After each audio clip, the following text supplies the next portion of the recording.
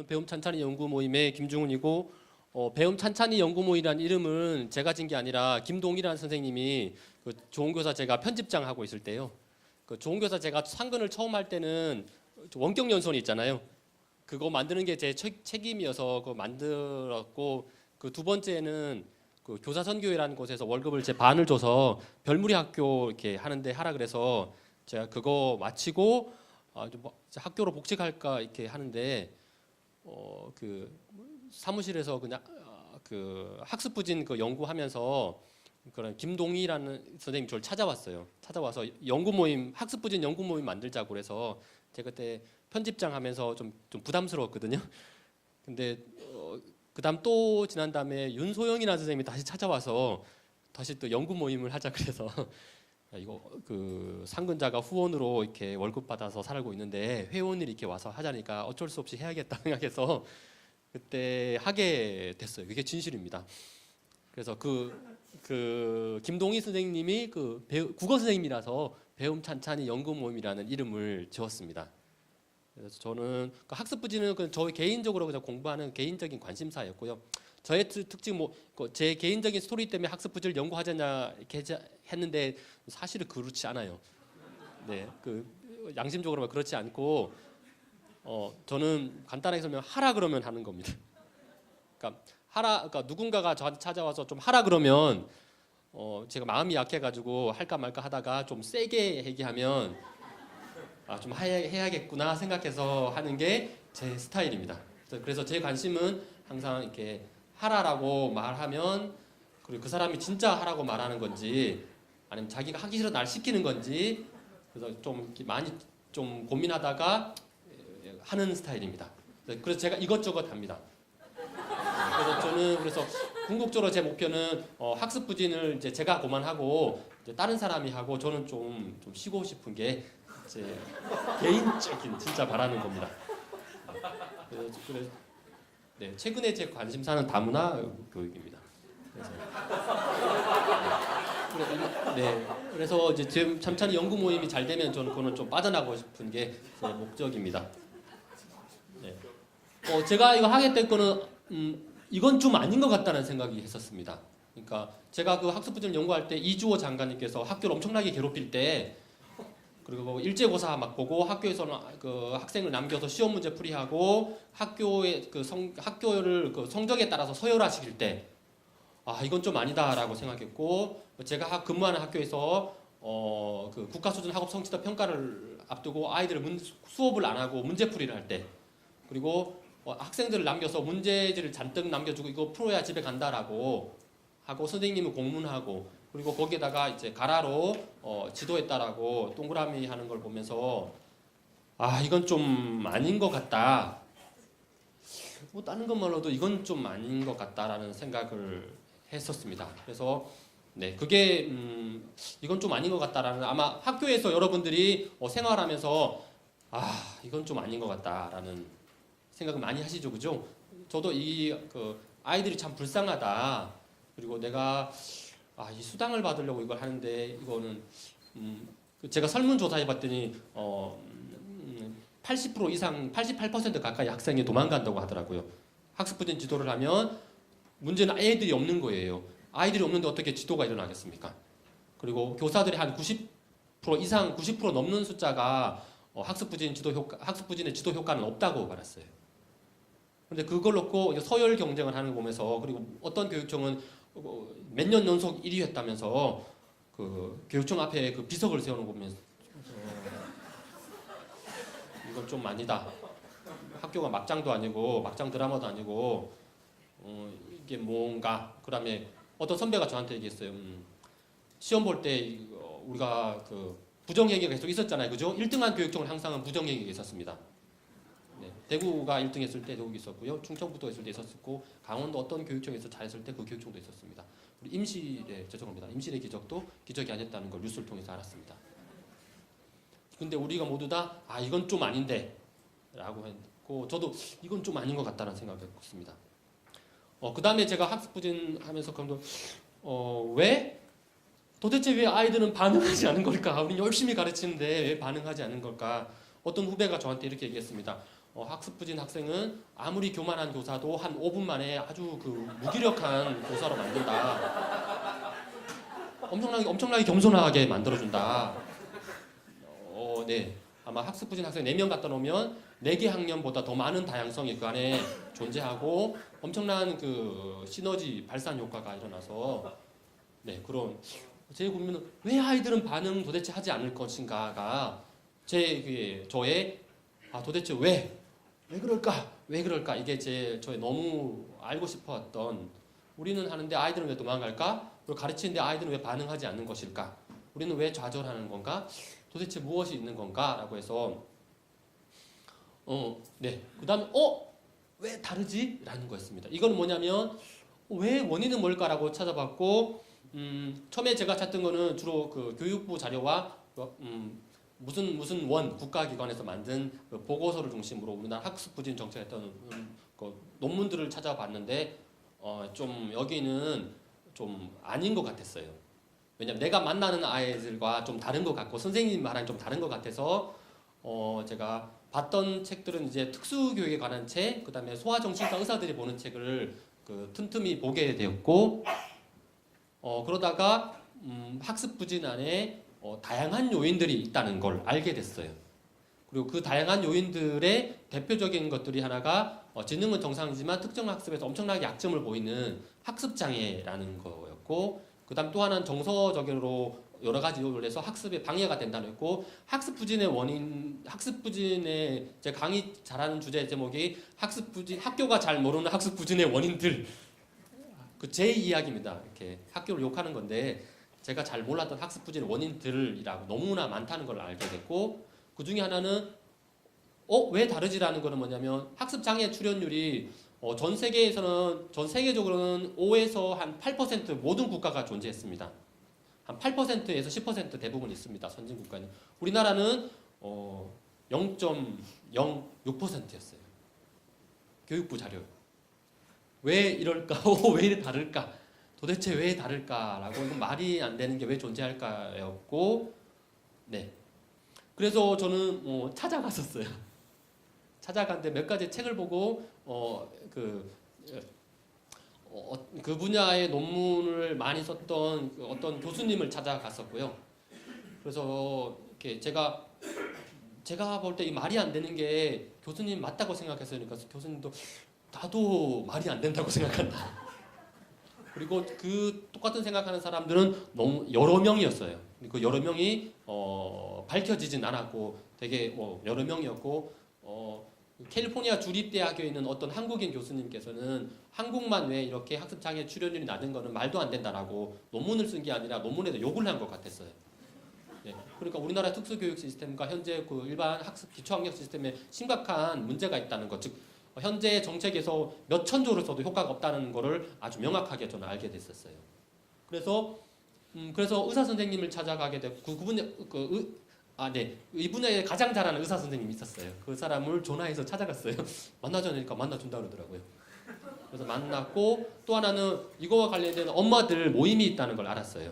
엄마들 모임이 있다고 찾아갔더니 천주교에서 김하종이라는 신부님이 운영하는 이탈리아 신부님이 하는 그 난독증 어머니 모임이 있었어요. 거기 찾아갔을 때 어머니들이 엄청난 이야기를 저한테 들려줬었어요. 그래서 이게 있구나라는 걸 알게 되었었고요. 그래서 제가 했던 거는 그들의 고통을 알게 됐었어요. 어머니들이 막 엄청난 얘기를 해줬어요. 교육청과 찾아갔고 다 했는데 다 없다고 한다고 했어요. 그래서 제가 하는 거는 저는 참 궁금하면 찾아가고 확인하는 거가 제가 갖고 있는 특징 중에 하나입니다. 그리고 나는 그럼 뭘 해야 되지? 했어요. 나는 뭐 하지? 예, 그래서 하나는 이것들에 대한 자료들을 살펴봐야겠다. 그리고 이거 해보고 이것들 확인해보고 발표해야겠다라고 해서 제가 처음 그 발표했을 때 전화가 왔었어요. 교육부에서는 그 메일 통해서 선생님이 발표한 것들을 자기가 검증하겠다 그랬어요. 이 말은 뭐냐면 틀린 것 같다고. 기존에 공식적인 특수교육원도 있고 평가원도 있고 짱짱한 박사님들 많은데 그 일개 공부도 잘 못했던 교사가 그 괜히 좀 헛소리하는 게 아닌가 이렇게 했었고, 또 하나는 그 S교육청의 그 박사님 저한테 전화해서 말 조심하라고 했었어요. 불과 3년 전 일입니다. 그리고 모 교육청의 장학사님은 우리나라에 글 못 읽는 한 명도 없다고 저한테 얘기했었어요.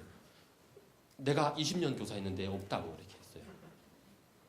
저는 있는 것 같은데요. 그래서 말이 좀 안 통했어요. 그래서 그 사실은 한 것들은 저하고 교육부 담당자와 저하고 원에 있는 담당자와 청에 있는 사람들과의 1대 다수의 그 진실 게임 양상으로 번져갔습니다. 네, 그래서 그 선생님 말에 책임질 수 있어요. 삼성의료원에 전화했더니 없다고 했어요. 선생님 말 조심하세요. 이렇게 제가 떠벌떠벌 설명하니까 선생님 지금 밥 먹을 다 됐는데요. 이렇게 얘기하더라고요. 진짜 보니까 6시 됐더라고요. 그래서 제가 너무 속상해서 그래 그러면 내가 한번 깊이 파보겠다 이래서 네, 그렇게 해서 됐고 제가 한 거는 그래서 연구하고 실천하는 거였고 제가 말하는 제가 생각하는 연구와 실천은 뭐냐면요. 저는 요 두 개를 좋아합니다. 실천 연구로 갈까, 연구 실천을 할까 이게 고민하는 사람입니다. 실천을 위해서 연구를 해야 된다. 또 연구한 다음에 실천을 해야 된다. 이게 두 가지가 떨어지면 저는 이거는 왜곡될 가능성이 매우 높다. 현재 우리 교육은 이것이 너무 분리되었기 때문에 많이 왜곡되고 있다고 생각했고 대학교 때 저를 가르쳤던 교수님은 자기가 모르고 있다는 거를 모르고 가르쳤던 것 같다. 네, 저는 이걸 생각합니다. 대표적인 예를 들면 제가 대학교 4학년 때 창의성에 대해서 배웠거든요. 창의성은 유창성, 융통성, 독특성 이렇게 막 강의한 다음에 시험 볼 때 제가 그 세 개 중에 하나 헷갈려가지고 하나 브랭크를 못 채워서 학점 잘못 받았어요. 나중에 저는 깨달았어요. 그 사람은 창의성을 모르는 사람이었다. 창의성을 알면 그렇게 우리를 가르치지 않았을 것이다. 대부분은 이런 것들이 있다고 생각했고 이건 좀 아닌 것 같다라는 고통이 존재했고요. 이건 좀 아닌 것 같다라고 우리가 그 협의실에 모이면 어떻게 해야 됩니까? 교사 협의실에 모이면 우리가 주로 반찬은 관리자 욕하는 겁니다. 그죠? 우리가 이런 거는 관리자가 잘못된 것이다. 그리고 조금 더 반찬을 옮겨갑니다. 교육청에서 공문 오는 거 막 이렇게 교육청에서 막 하느라고 비판을 합니다. 그 다음에 교육청 생각해보니 교육부가 잘못됐다 이렇게 비판을 합니다. 하지만 저는 그렇게 한 다음에 그러면 여기에 책임은 누가 있는 것이지? 제가 갖고 있는 제가 갖고 있는 신앙에 봤을 때는 이 영역의 책임은 바로 저한테 있다는 걸 알게 됐어요. 내가 너무 욕할 게 아니라 내가 나 자신을 욕하는 거다. 이렇게 누워서 이렇게 침 뱉으면 이렇게 그거라고 생각했어요. 그래서 나라도 해야지 이렇게 이런 고통이 존재하고 이것들 그냥 가지 말고 제가 이런 것들을 뭐는 거죠? 연구 문제입니다. 이거는 좋은 연구 문제라고 생각했고요. 그 다음에 실천은 뭐냐면 이 고통의 본질은 무엇일까? 그러니까 제가 관심 깊게 봤던 거는 학습 장애였고 학습 장애 중에 가장 많은 거는 읽기 장애였고 그래서 어떤 저 가까운 분들이 김중훈은 왜 난독증에만 집중하냐? 네가 옛날에 책 못 읽어서 그렇지. 그런데 저는 이렇게 왜 저희가 전략적으로 그렇게 한 거예요. 왜냐하면 난독증 수준의 아이들이 반응하면 다문화 가정의 학생은 더 잘 읽고요. 읽기 부진 애들은 더 잘 읽고 특수교육이 우리에게 준 놀라운 선물들은 바로 그거입니다. 저는 그래서 그 아이들이 반응하고 저는 그래서 지금까지 저와 제 가까운 사람들은 모든 수준의 아이들을 읽게 했어요. 아직까지 저는 읽기를 실패해 본 적은 없습니다. 그래서 저는 그래서 그 본질을 알려고 저는 매우 대단히 노력을 했고 이 본질은 말씀하니 흩어져 있었어요. 언어 심리학자들이 한 3분의 1 있었고 언어 병리학자들이 갖고 있었고 또 하나는 그 의사 선생님들이 갖고 있었고 흩어져 있었고 저는 그 사람들을 계속 주로 만났었고요. 그래서 그 사람들과 함께 이 본질이 어떤 걸 알게 됐고 제가 또 의심이 많아서 그것들 선행 연구를 살펴본 다음에 현장에 선생님들 보고 하라 그러기 전에 제가 실습을 해봅니다. 왜냐하면 하라 그래놓고 안 된다고 하라 그러면 안 되니까 우리가 얼마나 많은 자기들이 안 대놓고 우리 보고 해보라는 실험을 많이 당했습니까? 그렇죠? 네, 그 열린 무슨부터 해가지고 엄청나게 많은 우리를 많이 빨리 끝내라고 그래서 제가 마지막 저녁에 제안할 것은 여기서 중요한 거는 바로 근거 또는 증거를 기반으로 하라는 것입니다. 그러니까 제가 하고 있는 접근하는 방법은 근거 또는 증거를 기반으로 하는 겁니다. 읽기가 왜 모르는지, 읽기에 대해서 심리학자는 뭐라고 하는지, 핵심적인 거는 소리와 그 철자를 연결하지 못하는 게 선행 연구 결과들이었고, 그게 증거들이거든요. 그래서 그걸 어떻게 하면 그걸 회복할 수 있는지라는 그 어떠면 증거를 기반으로 하는 거였습니다. 이건 설명하면 기니까 짧게 하겠습니다. 사실은요, 이 모든 교육의 어떤 문제와 이슈들은 뭐죠? 근거와 증거에 대한 싸움입니다. 그 증거를 갖고 있는 함론과 여러 그 다수의 기관들의 싸움이었고요. 그 기관들에 제가 할 수 있었던 일은 제가 증거가 명확했기 때문에 증거를 파면 팔수록 더 나왔기 때문에 그랬던 것 같고, 제가 예를 들면요, 단 4쪽짜리 보고서거든요. 제가 이거 학습부진 연구하다가 학습부진은 중요한 게 아니라 이게 읽기를 모르면 다 부진하니까 제가 읽기를 좀 하려는 국어 교육이 좀 설득이 안 돼서, 그래서 제가 요거 4장짜리 보고서 쓰려고 제가 그때 이렇게 이만한 그 선행 연구 자료들 읽었고요. 요 4장짜리 보고서가 근거가 명확한 4장짜리 보고서가 어떻게 이걸 발표한 다음에 그 한겨레 21에서 이거를 헤드라인으로 담아줬어요. 그 다음에 요거를 갖고 EBS에서 21 특집으로 21회분을 특집 방송을 했어요. 그런 다음에 제가 수업하고 있는데 그 EBS 기자가 저한테 개정교육 과정에서 그 한글 교육이 강화됐다고 저한테 카톡을 보냈어요. 4장짜리 보고서가 이렇게 그 근거가 명확한 것들은 할 수 있다라는 걸 저는 이렇게 알게 됐고요. 생각해 보니까 학교에 엄청나게 많은 증거가 임상들이 널려 있다는 걸 알았어요. 저는 학습 부진을 가장 잘 연구할 수 있는 사람은 교사라고 생각합니다. 우리 교실에 엄청나게 많은 애들이 들어누워 있거든요. 그래서 연구자들은 얼마 전에 어떤 그 의대 그 교수님이 저한테 같이 공동 연구하자고 그랬어요. 왜냐하면 학교가 그걸 개방하지 않기 때문에. 학교는 엄청나게 많은 임상이 있어서 장점이 있다. 저는 이렇게 생각합니다. 근거 기반으로 연구와 실천해야 고통을 해결할 수 있을 것이다. 내가 힘이 없기 때문에, 즉 우리처럼 힘이 없는 사람과 그 역량이 있지 않은 어떤 개인이 그 한 교사가 우리가 할 수 있는 건 미약하지만 할 수 있는 거는 근거를 기반으로 연구하고 실천해야 된다. 제가 그럼 복직하니까 시간이 없어서 근데 제가 혼자 하니까 너무 힘들고 피곤하더라고요. 그래서 이제 저희가 함께 이것들을 작년부터 하게 됐고요. 그래서 작년부터 우리는 그 읽기를 이제 그만하기로 했습니다. 1교시 끝났습니다.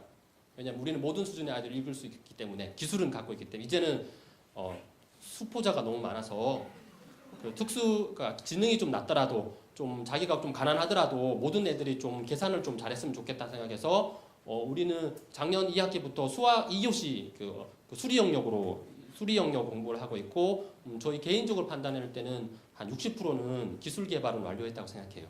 다만 왜냐하면 특수학급도 해봤거든요. 하지만 다만 시간이 없어서 교재를 못 만드는 게 한이고요. 공문을 좀 적게 왔으면 해서 그래서 공동체를 해야 할 수 있다라고 제가 결론을 내렸고 뭐 더 이상 이제 돈 줄 사람이 없기 때문에 그래서 문제를 중심 저 공동체 2명 있다고 봤습니다. 하나는 문제를 중심으로 답을 찾기에 모이는 공동체, 또 하나는 답이 있는 곳 또는 근접한 곳으로 중심으로 모이는 공동체가 있는데 저는 2번에서 1번으로 가는 게 좀 지혜롭지 않을까라고 생각했습니다. 그래서 우리가 어디까지 갔는지는 25일 날 저희가 배움 천천히 프로젝트 종료 보고합니다. 그래서 우리가 주제는 여기까지 왔다. 그러니까 우리가 특수학급에까지 왔다. 우리가 수학을까지 거의 한 60% 이상까지 정복해 왔다. 그래서 우리 교사들이 여기까지 왔는데 이제 돈 많은 교육부와 평가원과 개발원은 어디까지 갔는지 한번 우리 그 전투력을 한번 공개하자라고 해서 아마 이번 주 목요일 오시면 만나게 될 겁니다. 감사합니다.